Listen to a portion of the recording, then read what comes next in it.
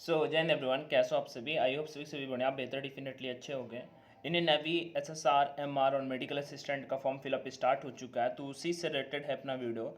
मैं आपको एक जानकारी शेयर कर देता हूँ कि इंडियन नेवी एमआर पे कोई भी कैंडिडेट जो फॉर्म फिल करना जा रहा है, एसएसआर को जो भी फॉर्म फिल करना जा रहा है, इसमें किन किन डॉक्यूमेंट्स का थोड़ा सा ध्यान रखना है। और आज से फॉर्म फिलअप स्टार्ट है, एग्जाम सेंटर कहाँ पे आपको मिलता है, क्या से क्या चीज़ें होने वाली हैं, वो सारी की सारी आपके साथ में शेयर करने वाला हूँ। आपका कोई भी डाउट है तो डेफिनेटली कमेंट सेक्शन पे आस्क करिएगा।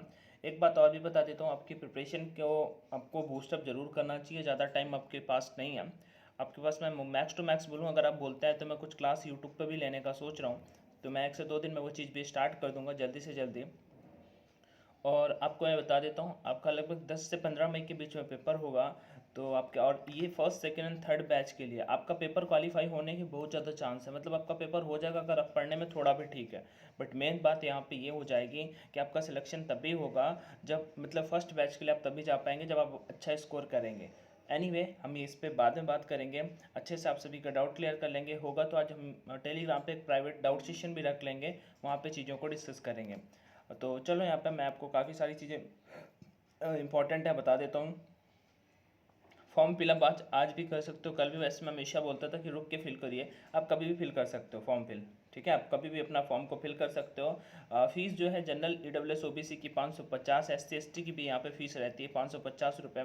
ठीक है, मेल हैं फीमेल हैं सबका फीस यहाँ पे रहता है।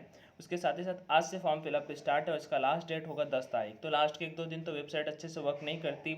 हाँ, डेट एक्सटेंड हो जाता है मोस्टली इनका 1 से 2 दिन, बट मैं फिर भी आपकी जानकारी के लिए बता दूँ, आप 1-2 दिन रुक के इनका फॉर्म को फिल कर सकते हो।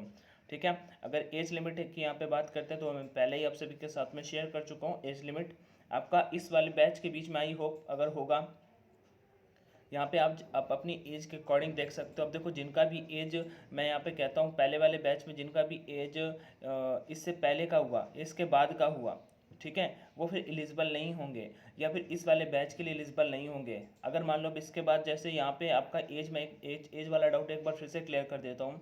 कैंडिडेट का डाउट आता रहता है यहाँ पे। एज का डाउट ये होता है कि अगर मान लो मैं कहता हूँ कि आप इस वाले इनटेक में कुछ मार्क्स से रह जाते हो पहले बैच के लिए, सितंबर बैच के लिए, तो आपको दूसरे बैच के लिए कॉल नहीं किया जाएगा। ठीक है, क्योंकि आपका एज जो होगा वो ओवर हो जाएगा। अब मान लो जैसे कि आपका 1 तारीख और 11वां महीना 2004 एज है, आप इस बैच के लिए एलिजिबल हो। आपका दिसंबर में आपका पेपर होता है, मान लो राजस्थान का कट ऑफ 50 नंबर जाता है, पहले स्टेज का तो बहुत कम जाएगा, ज़्यादा से ज़्यादा 30-35 नंबर। लेकिन जो पेपर आप सेकेंड पेपर देंगे जाके, ठीक है, स्टेज फर्स्ट तो निकलेगा, फिर आपको बुलाया जाएगा, आप पेपर देंगे। फिर जब ज्वाइनिंग के लिए जो मेन स्टेज 2 से मेन कट ऑफ बनेगा, वहाँ पे अगर आपका नंबर कम पड़ गया ना, तो फिर आप इस इनटेक के लिए एलिजिबल नहीं हो, क्योंकि आपका डेट ऑफ बर्थ है वो ओवर हो जाएगा। तो आपको यहाँ पे मेहनत करनी है। जिन कैंडिडेट डेट का डेट ओवर हो रहा है, जिनका एज कम है, ठीक है, सेम टू सेम उन कैंडिडेट के साथ में भी ये चीज़ होगी जिनका, जैसे यहाँ पे कुछ कैंडिडेट हैं, मैं आपको बताता हूँ। देखो यहाँ पे मिनिमल एज क्या है, 2005। तो यहाँ पे अब इस बीच, इस इन दोनों एज के बीच में कितना डिफरेंस है, लगभग 1 साल का डिफरेंस है। तो इससे पहले जो कैंडिडेट होंगे, इस इनटेक के पेपर को देंगे, वो कैंडिडेट इस यहाँ पे इस बैच के लिए एलिजिबल नहीं हो। इस बैच के लिए तो एलिजिबल होंगे, इस बैच के लिए एलिजिबल नहीं होंगे। समझ गए, मतलब जिनका एज डेट ऑफ बर्थ से कम है, ठीक है, डेट ऑफ बर्थ से कम है, वो इस वाले बैच के लिए। कुछ कैंडिडेट ऐसे होंगे जो तीनों के लिए भी एलिजिबल होंगे। इसके लिए मैंने सेपरेट वीडियो बनाया है, आप देख लीजिएगा जाके। एसएसआर और एमआर के लिए आप सेपरेट फॉर्म फिल कर सकते हैं। एसएसआर का अलग कर सकते हैं, एमआर का अलग कर सकते हैं। ठीक है, आगे यहाँ पे बात करते हैं। अग्निवीर एमआर क्लास 10th है यहाँ पे, high recognised board in India. उसके साथ ही साथ में जो इंपॉर्टेंट चीज़ें वो शेयर कर देता हूँ। देखो, अभी यहाँ पे थोड़ा इन्होंने सरकारी रिजल्ट ने गलत कर रखा है, मतलब कि अपडेट नहीं किया। 157 सेंटीमीटर मेल का हाइट होता है, और फीमेल कैंडिडेट का भी यहाँ पे हाइट 157 सेंटीमीटर ही है। आपको नोटिफिकेशन पढ़ना चाहिए, लोगों को भी पढ़ना चाहिए और इसे अपडेट कर देना चाहिए। खैर, कोई दिक्कत नहीं है। फिजिकल पे आप सभी को जल्दी काम शुरू करना चाहिए। जैसे ही फॉर्म फिलअप हो उसके बाद आपको इसमें लग जाना चाहिए, क्योंकि इसके लिए भी टाइम नहीं मिलेगा। आपका फिजिकल जो होगा अगस्त में कंडक्ट कराया जाएगा, और उससे पहले भी, सॉरी, जुलाई पे कंडक्ट कराया जाएगा, और जून पे ही कंडक्ट कराया जाएगा। ठीक है, फिजिकल के बारे में कभी हम बाद में बात कर लेंगे। अब हम चलते हैं सीधा डॉक्यूमेंट्स की ओर, और वहाँ पे चीज़ों को डिस्कस करते हैं। उससे पहले एक चीज़ और भी आप सभी के साथ में शेयर करना चाहेंगे। हाँ, तो मेरा एक इंडियन नेवी एमआर एसएसआर और मेडिकल असिस्टेंट का बैच भी है, जिसमें मैंने आपको कंप्लीट एसएसआर एग्ज़ाम के लिए, एसएसआर एग्ज़ाम, एमआर एग्ज़ाम के लिए जीके जीएस, साथ में रीजनिंग का क्लास, जीके जीएस साथ में रीजनिंग का क्लास, और इनका पीडीएफ डे वाइज डे यहाँ पे इनका पीडीएफ, इनका एमसीक्यू, साथ ही साथ इनका मॉक टेस्ट। उसके साथ ही साथ मैं अगर बात करता हूँ इंग्लिश का कंप्लीट क्लास, इंग्लिश का कंप्लीट पीडीएफ, इंग्लिश का एमसीक्यू टेस्ट, इंग्लिश का मतलब पूरा प्रीवियस ईयर क्वेश्चन, वो सारा का सारा सब कुछ प्रोवाइड कराया है।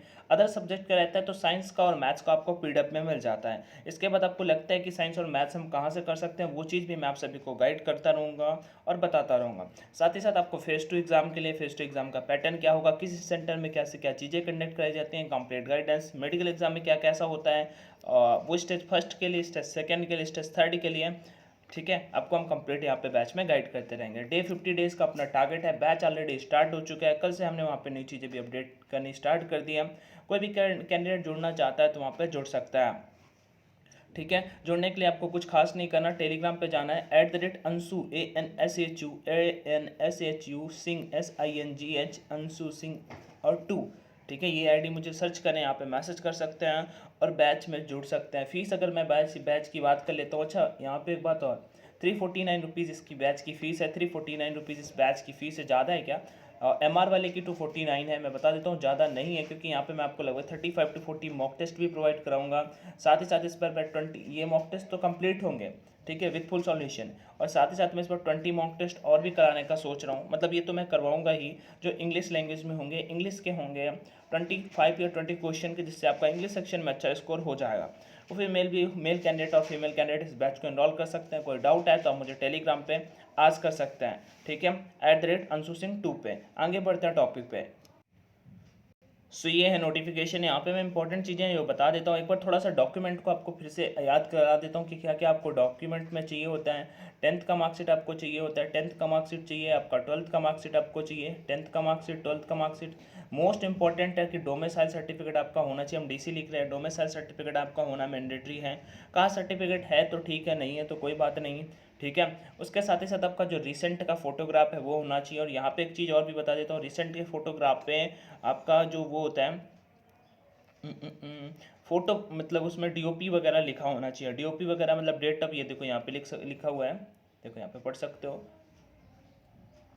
फ़ोटो जो होनी चाहिए मार्च 25 से पुराना नहीं होना चाहिए, चल जाता है कभी कभी। साइज़ जो है 10 KB से 50 KB के बीच में होना चाहिए। उसके साथ ही साथ यहाँ पे लिखा हुआ है, holding a black slate in front of his her chest with his her name and date of photography taken.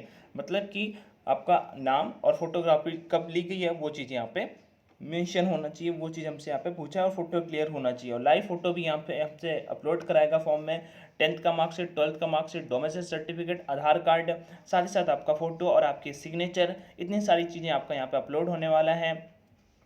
Important information में मैं आपको बता देता हूँ, रॉन्ग इन्फॉर्मेशन को भी मत फिल करिएगा, स्पेशली आपका डॉक्यूमेंट में, ठीक है। डॉक्यूमेंट में फिर आप एडिट नहीं कर सकते हैं। अब बात आ जाती है भैया सेंटर का क्या है, तो नेवी ने हमें यहाँ पे क्लियरली मेंशन कर रखा है कि हम 3 सेंटर आपको यहाँ पे प्रोवाइड कराएंगे, ठीक है। एग्जाम के लिए यहाँ पे हमें 3 सेंटर मिलेंगे। 3 सेंटर में आप जो भी सेंटर आपका मिलता है, कैंडिडेट टू गिव, ये देखो यहाँ पे लिखा हुआ है A नंबर पॉइंट पे, candidate have to give 3 city preference for Indian naval entrance test. Candidate can be allotted any other location view administrative regions. Choice of centers cannot be changed, only selected at the candidate of allotted by the Indian Navy.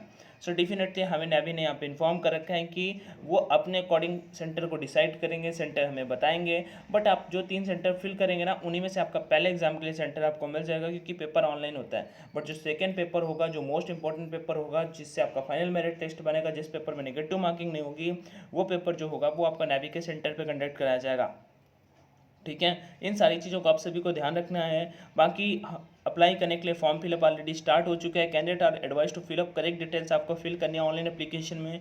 Incorrect कुछ भी information नहीं fill करनी है। अगर रुपए कितने लेके जाने हैं तो मैं आपको बता देता हूँ। अगर कैफ़े से फिल करा रहे हो, क्योंकि कैफ़े से ही कराना पड़ेगा, क्योंकि लाइव फ़ोटो भी मांगी गई है, तो टोटल 610 रुपये यहाँ पे हो जाते हैं। साथ ही साथ वो कैफ़े वाले कितने रुपये लेते हैं वो बात आपका अलग हो जाता है, तो टोटल ये फीस हो जाती है। डॉक्यूमेंट्स का मैंने बता दिया, ठीक है। और जो भी कैंडिडेट का डॉक्यूमेंट रिजल्ट आ जाना चाहिए, रिजल्ट होगा तभी तो आप वहाँ पे मार्क्स वगैरह मांगते हैं, ठीक है। मार्क्स वगैरह अपलोड करने के लिए मांगते हैं। फिर भी अगर आपका कोई डाउट आ रहा है तो आप कमेंट सेक्शन में आस्क कर लीजिए कि क्या चीज़ समझ में नहीं आ रही है, जो चीज़ आ रही है, जो चीज़ नहीं आ रही है। कोई भी कैंडिडेट एनसीसी वाले कैंडिडेट हैं, उनको यहाँ पे काफ़ी अच्छा खासा फायदा, उनको स्टेज फर्स्ट देना नहीं पड़ेगा, बट स्टेज 2 तो देना पड़ेगा ना। खैर कट ऑफ सेम ही जाती है। एनीवे कोई डाउट या करिए तो कमेंट में आज करिएगा। टेलीग्राम वाले बैच पे जुड़ना है, मेरा टेलीग्राम पे बैच है, तो उसमें इनरोल करना है तो @अंशु सिंह 2 पे मुझे कांटेक्ट कर सकते हो और बैच में इनरोल कर सकते हो। Till there we one take care, ध्यान रखो, स्वस्थ रहो, मस्त रहो, पढ़ते रहो। जय हिंद।